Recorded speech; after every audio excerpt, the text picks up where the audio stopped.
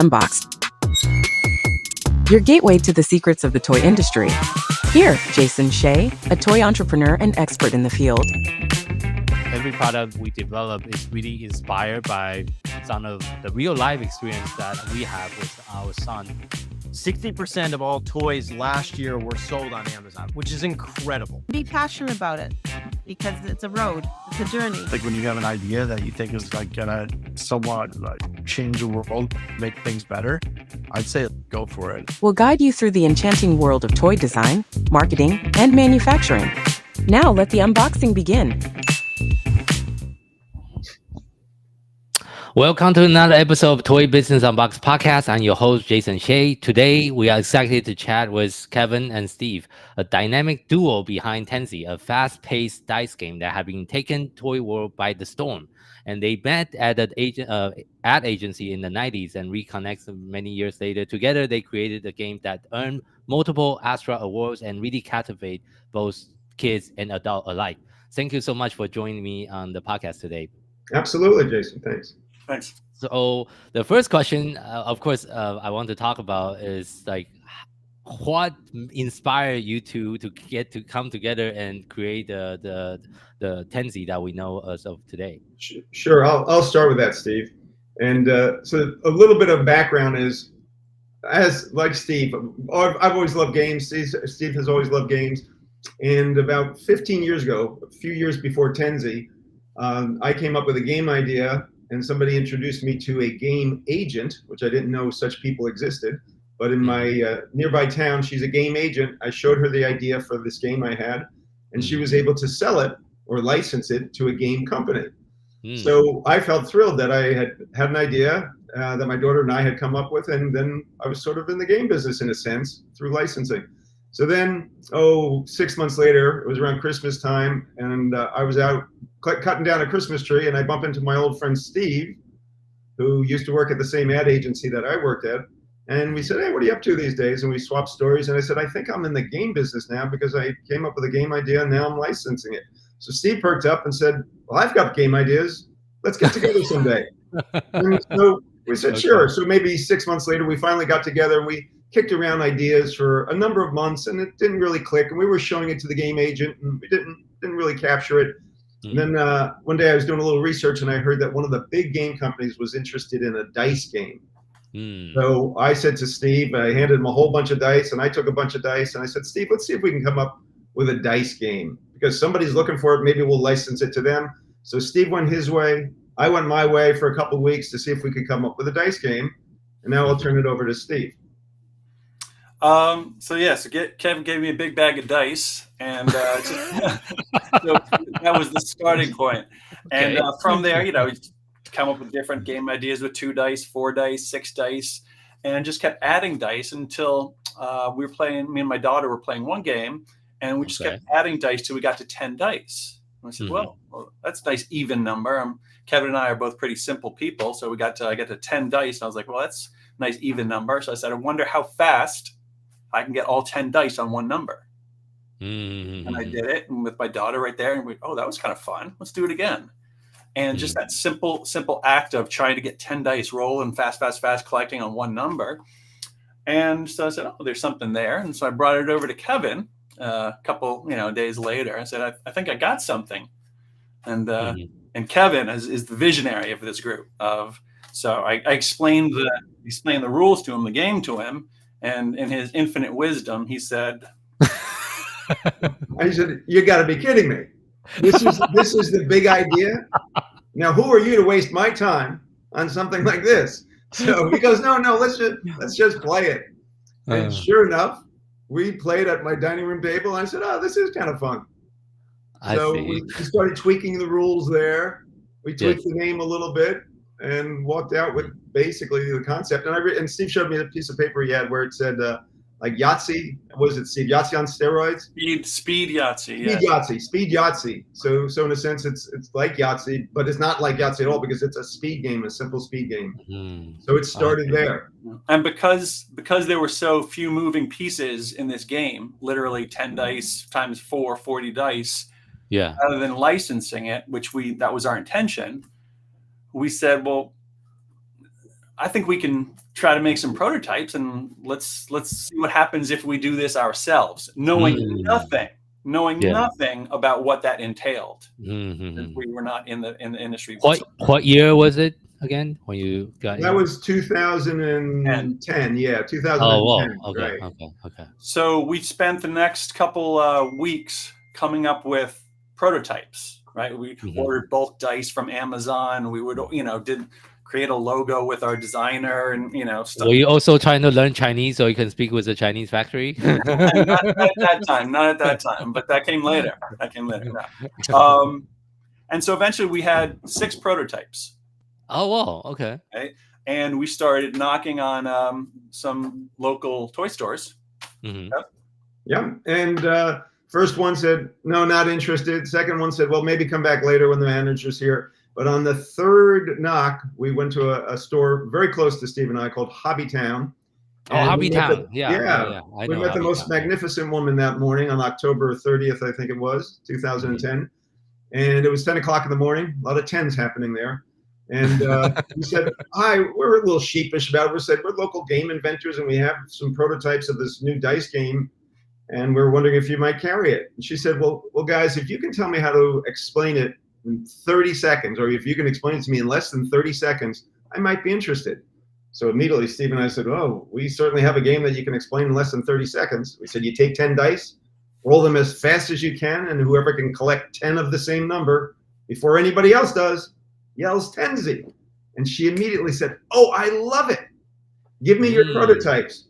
So she took the 6 prototypes that we had, and Steve and I are hanging out in her store, just looking at some other games and toys. 5 minutes later, she yells over, hey guys, I got your first sale.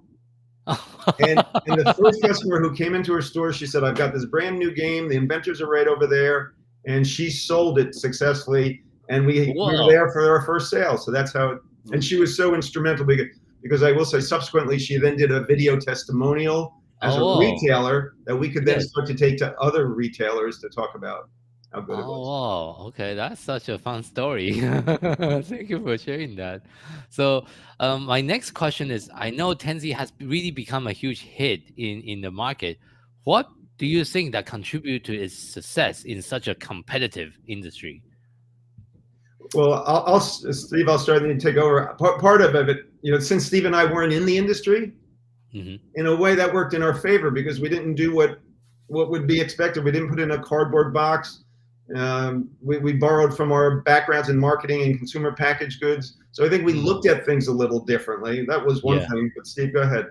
Talk about how we. Well, a good example of that is when we went to our first toy fair. Again, for example of Kevin saying that we didn't know what to do or what not to do. So we just did things maybe against the grain. We were at Toy Fair and showing all our stuff. And there was another vendor across the way, an older gentleman. Yes. Okay. He was watching us for a couple hours in the first morning when we were doing it. Yeah. And so came over and we were giving games out left and right, giving them for free. Here, take our game. It's free. He came over. He said, what the hell are you guys doing? And we said, well, we're just sampling our games, giving people our games, having some fun. And he said, you guys don't know what the F you're doing, do you? He said, you never give them anything for free. And we thought, well, these are retailers who may try our game and like our game and come back for our game. And so he kind of dismissed us with a wave of his hand, went back to his booth. And sure enough, those folks that we gave our games to for free doing the wrong thing, they came back later that day or the next day and said, we played your game at the hotel. That was so fun. Sign me up. I'm in. And so so not knowing what we were doing actually helped. Yeah, it helped. And then we started, it was funny. We saw the power of sampling that we started handing them out to the fellow vendors, manufacturers like ourselves. So everybody was getting a game. And then what would happen is stores would come by and go, oh, somebody down the way told us to stop by your booth. Another vendor said, or another manufacturer said, go by the Tenzi booth. So anytime we put a game in somebody's hand, it seemed to pay back effectively. And that was Toy Fair 2012. And it just got crazy. So for 3.5 days solid, we were nonstop rolling dice. Retailers were telling other retailers, reps wanted to start to rep us. And it was an exhausting, wonderful 3.5 days as everybody sort of wanted it. But it took 1.5 years to get to that point. At that point, yeah. The first holiday season was 2010, and we were in a couple of stores. And then the holiday season 2011, how many stores that season? We built up to like 75, maybe 100. Maybe 75 stores. And nice. And so all indications were good. Then we said, well, let's try going to Toy Fair 2012. And that's when it blew up. And we said, I think we got a big decision to make here. I see. Okay. And I want to follow up on the ad agency experience you guys also had. What kind of ad agency was it? So consumer packaged goods. So we work on things like Slim Jims or Seagram's, Ocean Spray, things like that. Yeah. And I think one of the things why that was such a great background for both of us is that advertising teaches you got to have a really tight message, and it better have value for the other person, and it should be entertaining. So that's a tough discipline. Make it short, make it entertaining, and make it have value. But through that helped us hone our message when we were at the trade shows and other things. Nice. What is some of the biggest lesson that you have learned through your, toy entrepreneur journey over the last decade? Lots. Go ahead, Steve. Plenty. Yeah, one of the lessons, again, it's not necessarily in the industry, just talking with people. Okay. At friends, parties, cocktail anywhere. 99% of the people walking on the earth have an idea. It's an idea for a story, a book, a recipe, a product, something. But so maybe 1% of 1% actually do something with it. Yeah, that's true. Yes, that's very true. And we're very fortunate nowadays because the barriers to entry to so many industries are so low that if you have an idea, just go do it. Figure out some way to do it. You'll bump into someone else, whether it's an old buddy or someone new who's doing a similar thing, and getting together with someone else can move the idea forward. So I see. Yeah, I'll add to that because I think one thing, I don't know, I used to feel it years ago, you have an idea and you become very protective of it.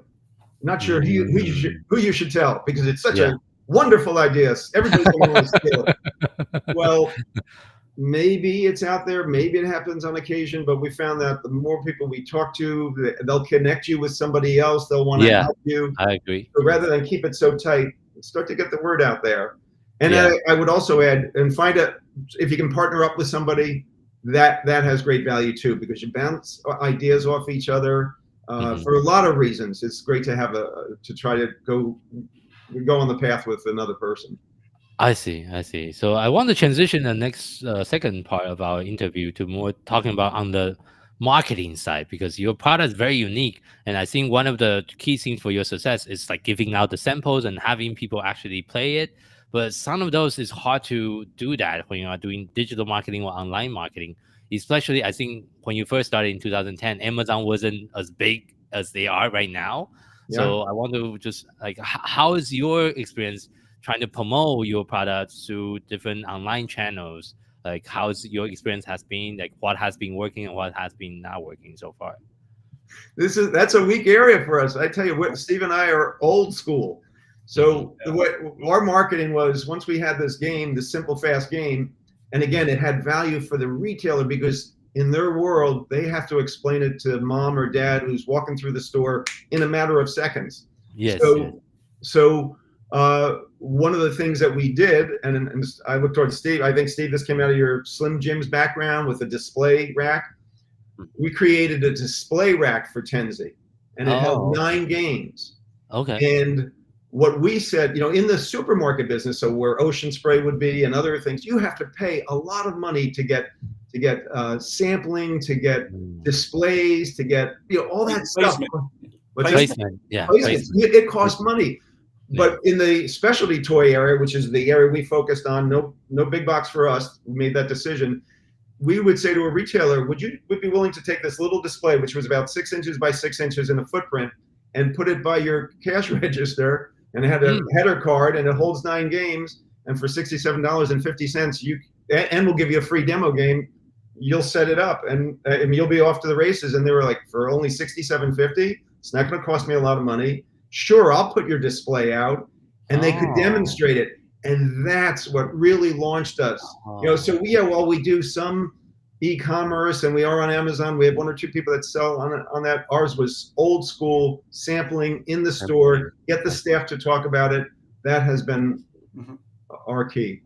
I see. That's definitely something I'm weak on. I'm really weak on retail, but I'm very, very strong on digital marketing. That's my specialty. But when it comes to retail, I'm kind of lost, as I don't really know what to do when it comes to retail. So that leads to my next question. Why do you choose to focus in the specialty store or specialty toy market instead of the big box retailer? I guess half of that, part of it is because that's where we started. We just walking in the door. So we started down that road, and we got such fantastic traction with them. And over the years have built such a fantastic network. Okay. And it's word of mouth network. It's they come by, or the toy fair, or when you email them, they're saying, hey, what else do you have? So it's an incredibly personal kind of relationship. Whereas anytime we've done kind of bigger stores, and we've never gotten big box stores, but whenever we've gotten bigger chains, it's been, you're a number to them. True. Just like we talk about Barnes and Noble before the show, right? So and they've been fantastic. And so we haven't had any issues. But when you become just a number, that's when it's less fun, it's less engaging, and it's less kind of I see. So for the retail, do you also utilize sales rep group then yourself? Yeah. So that very first retailer that we went to back in October of 2010, at one point said, you guys need a rep. And we said, well, what's a rep?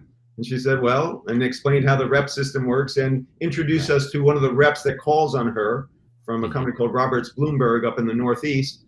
And they liked the game Tenzi.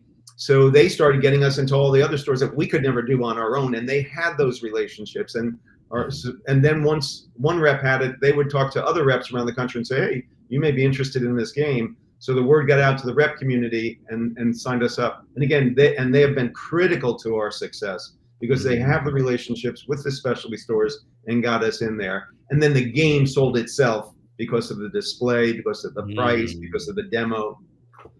Okay, yeah, thank you for sharing that. So a selfish question, because we are also trying to find a sales rep group. What is your suggestion to find the right one? Like, what do you look for when you first pick the sales rep group? Sounds like it's like a referral, but do you? Yeah, it is a referral, but at Toy Fair 2012, when the word was out there, and all of a sudden it seemed like every rep wanted us, it was just a gut feeling. Who do we feel like is listening to us? Who do we feel like we have good chemistry with? Who could we work with for a long time? So it was just a gut decision that we made. And I at some almost point, we're feel like happy someone needs to go there and create like a Yelp version of all the sales rep group with reviews and and all that. It's like almost no data. I think some of the things we do in the toy and game industry is very outdated. It's very old school. Right. Which I sometimes struggle with myself a little bit. But I guess that's, again, there's two sides to that, because a lot of the way we run our business with sales reps is kind of analog, old school, right? Really, we're not maximizing with digital to our detriment. Sure. Right. But what we do with this kind of old school analog, word of mouth, people knocking on doors, it also kind of lines up. One of the things that consumers love about our games, they say, oh, our family, the kids put their phones down. It's something that everyone brings together. So it's kind of our games have an old school feel to them.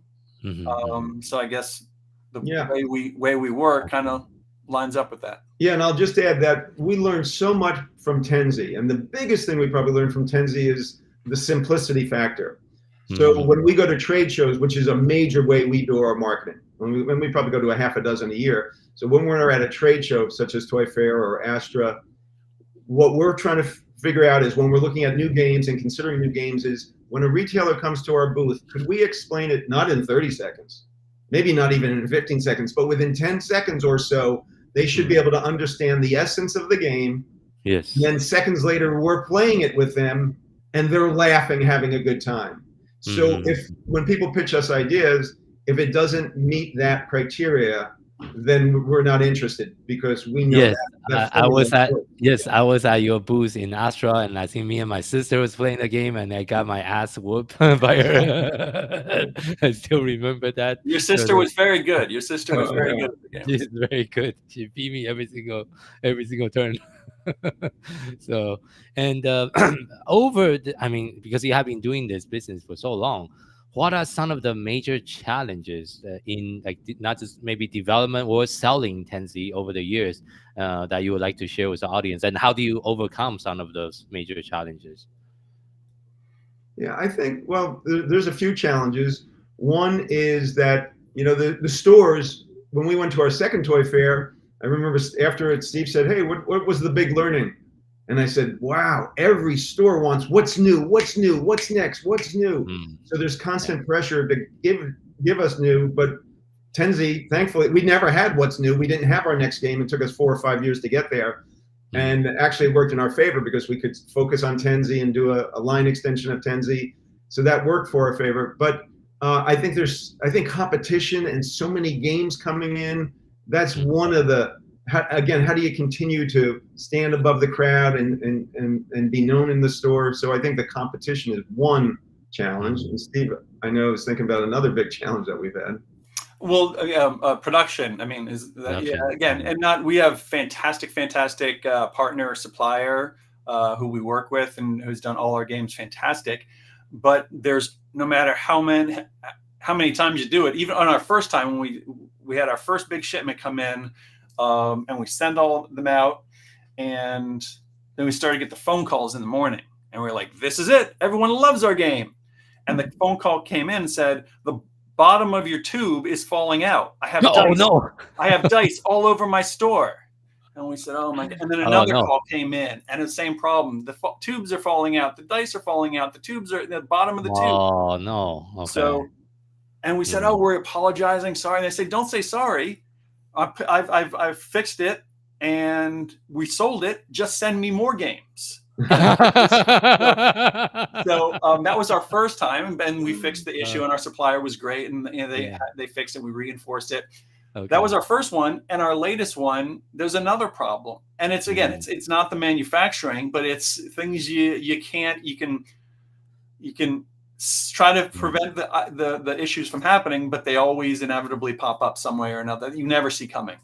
Yeah, so well, we know Tenzi is not your only game. Do you have the new one that you can demo to our audience on the video for the second one that you? We're okay with that, Steve? Yeah, if you I've got it right here. So our newest game, which has been giving us some of the production challenges, is called Chipsy. That'll be coming out in just a few months here. That's our newest, and like Tenzi, it's similar in the sense that the package is similar to Tenzi. It's a simple game like Tenzi. It's going to have a rack like Tenzi. The retailers want it because they played it at Astra and whatnot. So that's going to be our newest. Can you explain the rule under 30 seconds as well? Sure. There's 49 chips, 7 different colors, numbered 1 through 7. You have them all face down. Somebody picks a color, and you say go. And the first one who can find all 7 of their color before anybody else finds all 7 of their color yells Chipsy and wins. Yeah, that's the game I got my ass kicked. Oh, that's the one. Okay. I'm not fast enough like my sister does. So, and maybe I'm getting too old. So, okay. So I think the next question I have is, because over the years, when you're going to all the different trade shows, and this is something I'm also trying to learn as a toy entrepreneur, because trade show is not my specialties. I just been to a few. I definitely doesn't go to as many as you guys compare, relatively speaking.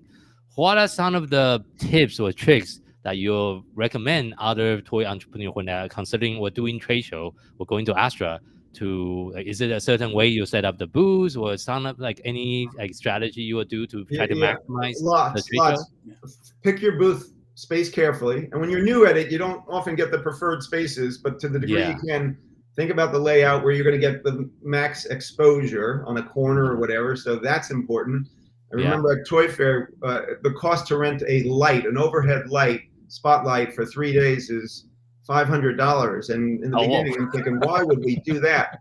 It was a great move because it just, the booth explodes in color and life and energy. So you learn that. Steve did a great job of designing with our designer tablecloths.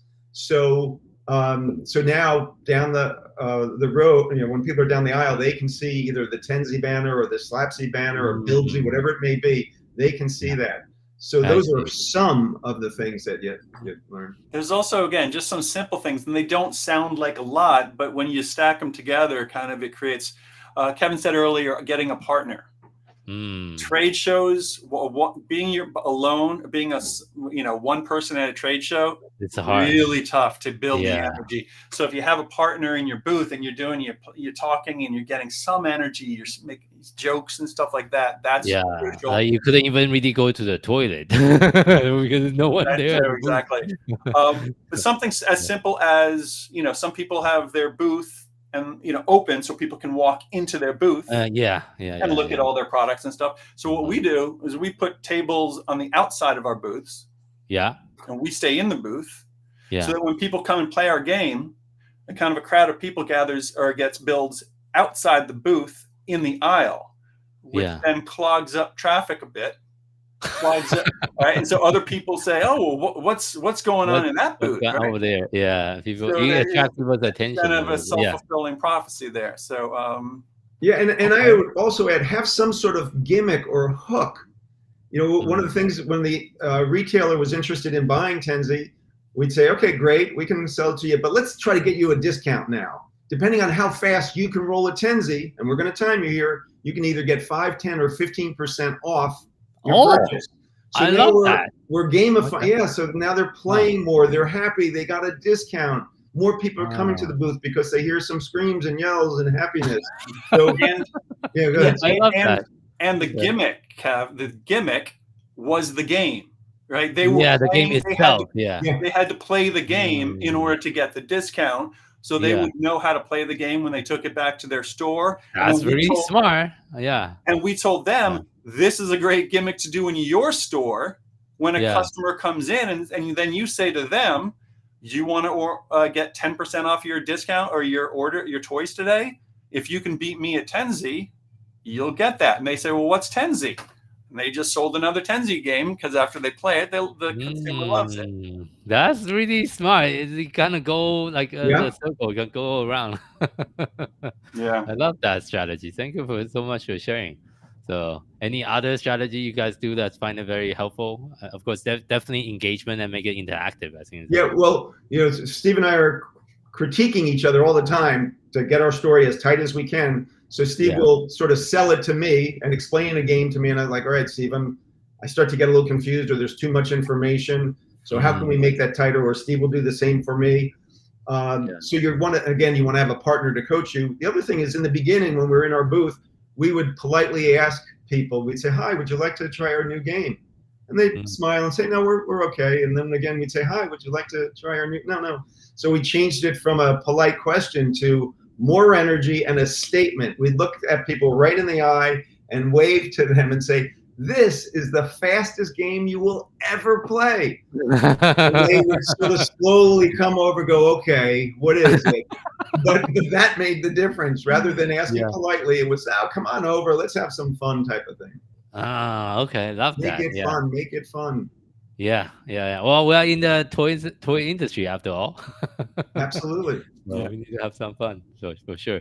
So as well, wrapping up in today's interview, the final question I always like to ask my guests is, if you had to share just one piece of advice with someone that's getting started in the toy industry, what would that be? And I would like both of you to take turn and answer the question.